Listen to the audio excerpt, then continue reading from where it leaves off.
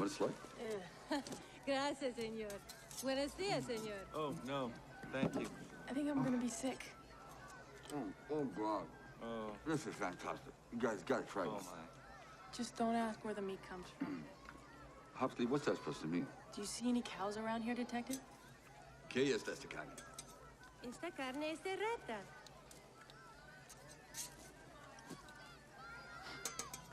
Rat. This is a rat burger.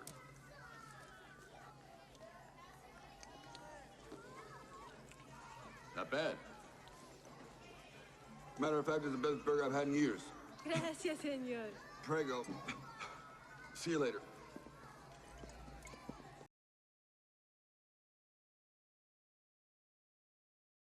Whole goal during this campaign is to wake more people up. Is that, you know what? If you realize, I look at just like you're decentralized, we want to decentralize kind of farming back to the American farmers, back to the individual states, and not having the federal government have too much control because, you know, they might not be making the best decisions for the American farmers. I'm doing the same thing for healthcare because this is where kind of all these powers under the 10th Amendment, these are powers dedicated to the state. So if you, that's why I'll say I'm a federalist, basically, I'm a constitutionalist, is that, you know, I believe that you do not want the federal government taking too much control, including the federal agencies too. And we'll talk about the FDA on why we do not have them having so much regulation, because this is where you can start injecting shit into our beef. And a lot of people don't know about that. Isn't that correct? Yeah. And they're already, the pink slime's already there, you know, USDA inspectors that have, you know, retired or whatever have already put that out there, you know, in the public hearing as basically whistleblowers. You know, they're cleaning beef that's not even meant for no longer meant for human consumption in ammonia and then grinding it into the burger with the other burger.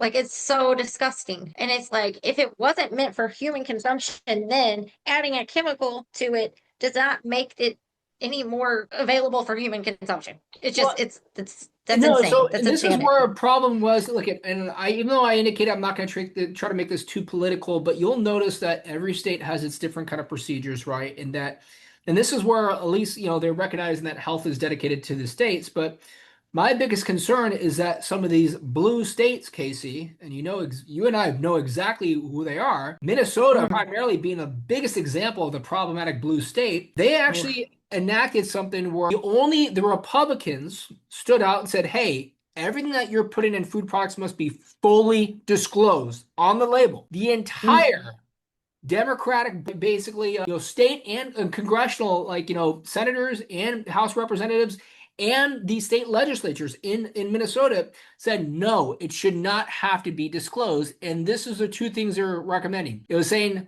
the Republicans are saying you should fully disclose if you're injecting that with lab-grown meat and fucking cricket protein, okay? But since it's a blue state, the Minnesota vote won. So now people in Minnesota have no idea if they are eating lab-grown meat and cricket protein in their fucking beef. And I see a huge problem with that. I already told you, only 7 out of the 50 states have banned lab-grown meat. And they're all the red states. I'm hoping Nevada is getting more red, and I'm really hoping I can work with Lombardo to ban it completely. But everything has to go through a legislative action. We're going to have to get support from everyone else, but we have to wake everybody up.